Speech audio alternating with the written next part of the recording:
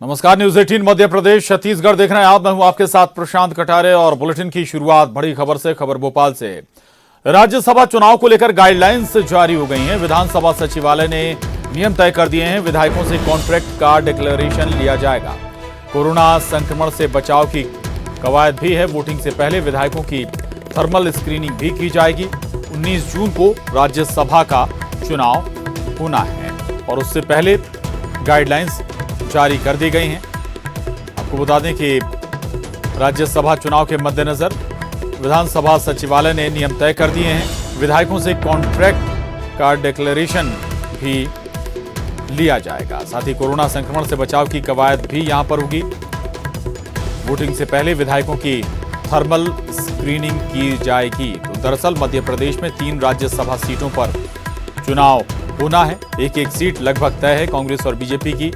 तीसरी सीट पर वोटिंग की नौबत आ सकती है, लेकिन फिर भी बीजेपी के पास वो नंबर फिलहाल नजर आ रहे हैं। और उससे पहले जो बड़ी खबर यह है कि चुनाव को लेकर राज्यसभा चुनाव के मद्देनजर गाइडलाइंस जारी हो गई। विधानसभा सचिवालय ने नियम तय कर दिए हैं, गाइडलाइंस जारी की हैं। कोरोना संकट काल है चूंकि, और उस लिहाज से बहुत सारी बातों का ख्याल रखा जाएगा। अनुराग श्रीवास्तव हमारे साथ जुड़ गए हैं और जानकारी के साथ। अनुराग, गाइडलाइंस जारी कर दी गई हैं राज्यसभा चुनाव के मद्देनजर, क्या बिंदु हैं? जी बिल्कुल, देखिए विधान सभा में इस तरह की व्यवस्थाओं को लागू किया गया है कि जो कि राज्यसभा का चुनाव होगा, उस राज्यसभा के चुनाव में किस तरह की व्यवस्थाओं को अमल में लाना है, उसको लेकर व्यवस्था की गई है। इसमें न सिर्फ गनमैन और जो निज सहायक होंगे उनको गेट के बाहर रुकना होगा, लेकिन जो स्क्रीनिंग के बिना कोई भी अंदर दाखिल नहीं हो सकेगा। और सबसे बड़ी बात है कि कॉन्टैक्ट डिक्लेरेशन फॉर्म भरना पड़ेगा कि किस किस के कॉन्टैक्ट में आप आए हो, उसी के बाद एंट्री मिलेगी। तो तमाम तरह के इंतजाम विधानसभा में किए जा रहे हैं ताकि जो कोरोना को लेकर तय गाइडलाइन है वो कहीं ना कहीं प्रभावित ना हो। बिल्कुल, ये एक सबसे बड़ी कोशिश होगी कि कोरोना के दौरान किसी भी तरह की कोई लापरवाही ना बरती जाए। और 3 सीटों पर राज्यसभा चुनाव होना है अनुराग। उस लिहाज से हम देखें 19 जून को ये चुनाव है। 3 सीटें, 2 सीटें एक कांग्रेस बीजेपी के खाते में लगभग तय हैं। तीसरी सीट पर घमासान हो सकता है।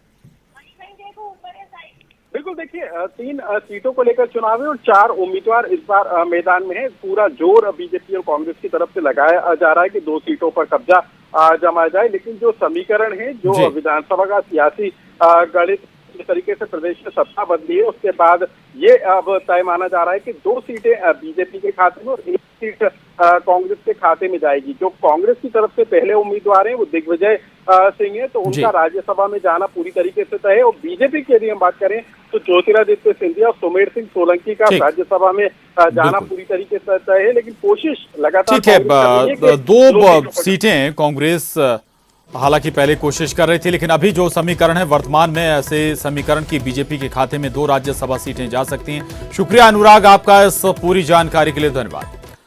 और इस वक्त एक और बड़ी खबर गुना से, जहां उपचुनाव की तैयारी में कांग्रेस जुटी हुई है। बमोरी विधानसभा क्षेत्र के दौरे पर जयवर्धन सिंह कार्यकर्ताओं के साथ बैठक भी करेंगे। जयवर्धन सिंह बैठक में पूर्व मंत्री हुकुम सिंह कराड़ा भी मौजूद रहेंगे। तो गुना से ये बड़ी खबर है। 15 जगहों पर कार्यकर्ताओं से फीडबैक भी लिया जाएगा।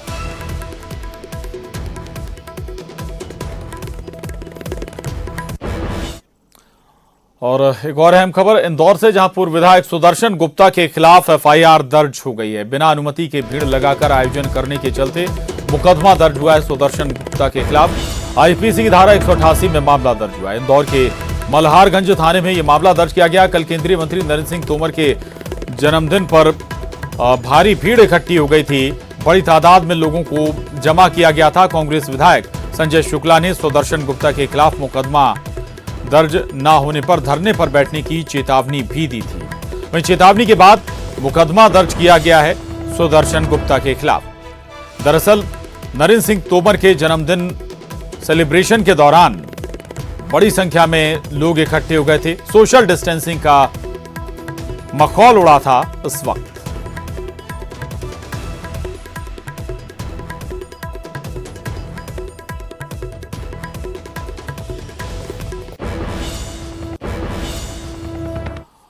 वहीं इंदौर में सुदर्शन गुप्ता के खिलाफ कांग्रेस ने धरना प्रदर्शन किया है। राजवाड़ा पर धरना देने पहुंचे हैं कांग्रेस नेता जीतू पटवारी, संजय शुक्ला सहित कई कांग्रेसी पहुंचे हैं सुदर्शन गुप्ता के खिलाफ प्रदर्शन करने, धरना प्रदर्शन के लिए।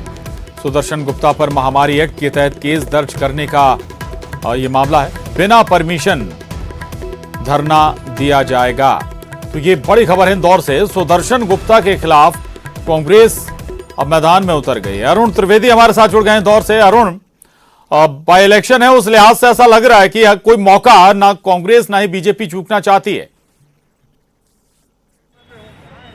बिल्कुल, देखिए हम आपको बता दें कि बीजेपी के प्रदेश उपाध्यक्ष सुदर्शन गुप्ता पूर्व विधायक भी हैं और उन्होंने जो नरेंद्र सिंह तोमर है केंद्रीय मंत्री, उनका जन्मदिन मनाने के लिए भीड़ इकट्ठा की और उसके बाद जो भीड़ बेकाबू हो गई और वहाँ पे सोशल डिस्टेंसिंग का पालन नहीं हुआ और उसी के को लेकर मामला दर्ज करने की मांग की गई थी और 188 के तहत मामला दर्ज किया गया। लेकिन जो विधायक है संजय शुक्ला, विशाल पटेल और जीतू पटवारी, इनका कहना है कि जो धारा 188 के तहत 269-70 के को लेकर इन पर मामला दर्ज होना चाहिए। विधायक जीतू पटवारी यहाँ पर पहुँच गए हैं और वो विशाल पटेल भी यहाँ पर मौजूद हैं और इसके अलावा विनय वाकलीवाल भी यहाँ पर मौजूद हैं। तो ये आप देख सकते हैं कि ये तीनों विधायक यहाँ पर धरने पर बैठ गए हैं। शहर कांग्रेस के अध्यक्ष हैं वो भी यहाँ पर मौजूद हैं। जी विशाल पटेल विधायक जी बताइए क्या मामला है, क्या चाह रहे हैं आप? कल माननीय पूर्व विधायक जो सुदर्शन गुप्ता हैं, उनने एक जन्मदिन मनाया गया नरेंद्र सिंह तोमर जी का, जो कि और ऐसे एरिया में मनाया गया जो कंटोनमेंटल एरिया था।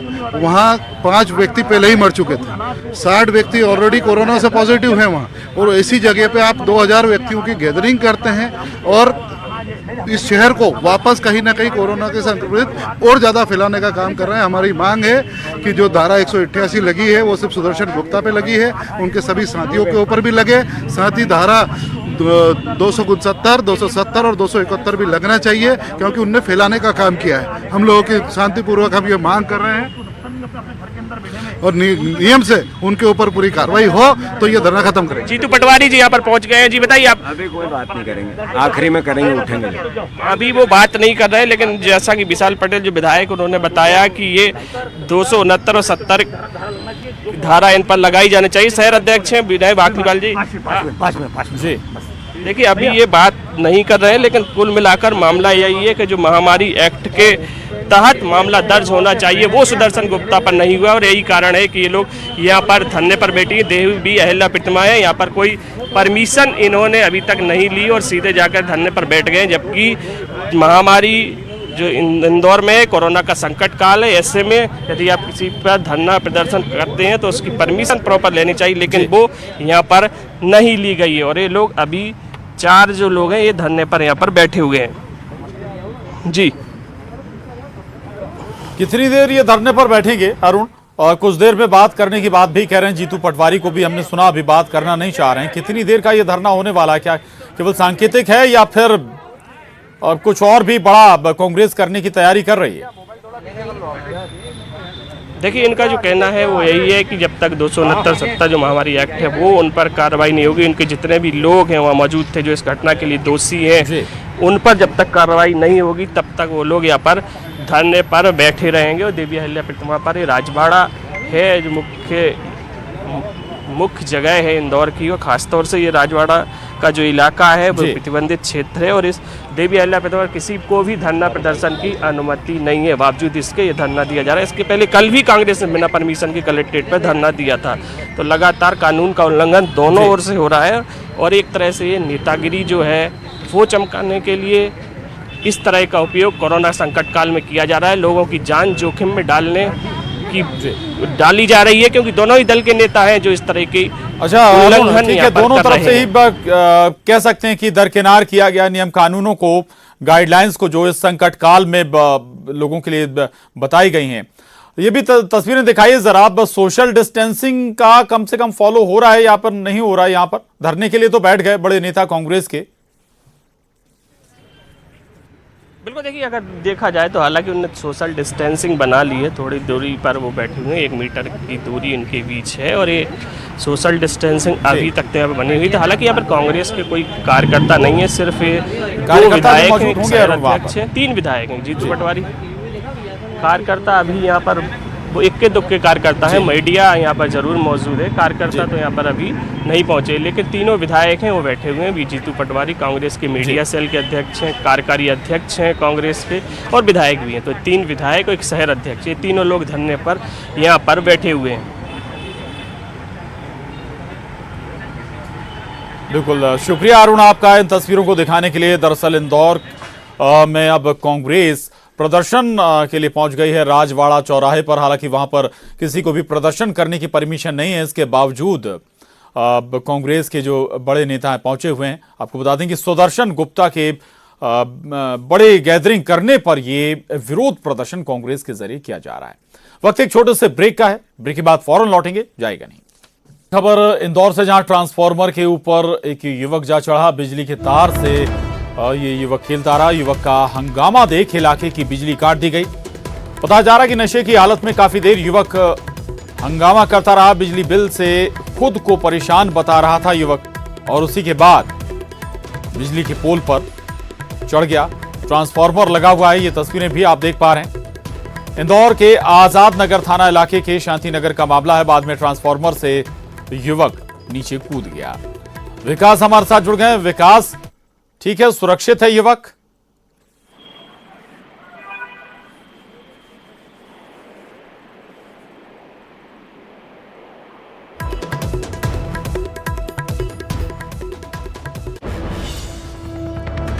विकास के पास हम चलेंगे, लेकिन ये तस्वीरें देख रहे हैं आप, इंदौर का मामला है। बताया जा रहा है कि युवक शराब पिए हुए था और उसके बाद बिजली के पोल पर चढ़ गया। विकास हमारे साथ जुड़ गए। विकास, शराब के नशे में बताया जा रहा है कि युवक ट्रांसफार्मर के खंभे पर चढ़ा था, पोल पर चढ़ा था, कूदता हुआ नजर आ रहा है। सेहत ठीक है, सुरक्षित है अभी? जी बिल्कुल प्रशांत, आपको बता दूं कि आजाद नगर थाना क्षेत्र का ये मामला है, जहां मूसाखेड़ी के शांति नगर में ट्रांसफार्मर के ठीक ऊपर उस वक्त ये युवक चढ़ गया जब ये बिजली बिल अधिक आने के खिलाफ अपना गुस्सा जाहिर कर रहा था। हालांकि युवक काफी देर तक ऊपर चढ़ा रहा और हंगामा करता रहा। कई बार वो तारों के बीच में झूलता तक रहा। हालांकि गनीमत ये रही कि उस वक्त जो है इलाके का वो काट दिया गया था, बिजली काट दी गई थी, इसलिए कोई बड़ा हादसा नहीं हुआ। लगातार प्रयास चलते रहे किसी भी तरीके से उसे समझाइश देकर उतार लिया जाए। हालांकि पुलिस की और इलाके के लोगों की जो समझाइश है वो असफल ही साबित हुई। कुछ देर बाद युवक खुद समीप के ही एक टीन सेट पर कूद गया। हालांकि उसके बाद उसके जो परिजन थे वो मौके पर पहुंचे और उसे वहां से सीधा घर ले गए। लेकिन ये जरूर बात सामने निकल कर आई जब युवक इस पूरा हंगामा कर रहा था, उस वक्त वो नशे की हालत में भी था। प्रशांत, बिल्कुल, कोई एक्शन की तैयारी, चूंकि स्वाभाविक है कि जान भी जा सकती थी, ऐसे में बड़ा हादसा भी हो सकता था।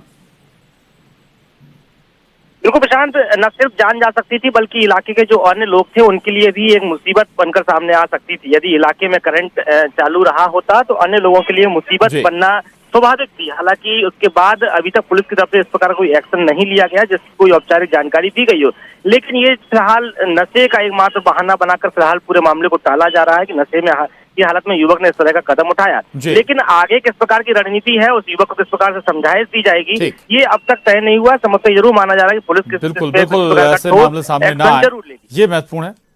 कोई बड़ा हादसा भी, जान भी जा सकती थी इस शख्स की अगर तारों में करंट दौड़ रहा होता। शुक्रिया विकास आपका इस जानकारी। आगे बढ़ते हैं और एक और बड़ी खबर है भोपाल से, जहां कोरोना के 52 नए मरीज मिले हैं। 52 लोगों की रिपोर्ट कोरोना पॉजिटिव आई है। कोरोना मरीजों में एक कांग्रेस विधायक भी शामिल हैं। पिपलानी, शाहजहानाबाद, ऐशबाग और जहांगीराबाद से ये नए कोरोना संक्रमित मामले सामने आए हैं। मरीजों में 4 साल, 8 साल और 11 साल के बच्चे भी शामिल हैं। ये चिंता की बात है, बच्चे भी संक्रमित हो रहे हैं कोरोना से।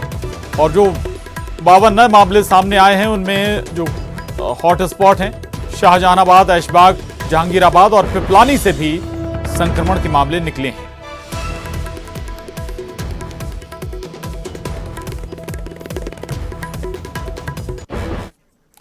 और इसके साथ ही बुलेटिन में बस इतना ही। खबरों का सिलसिला लगातार जारी।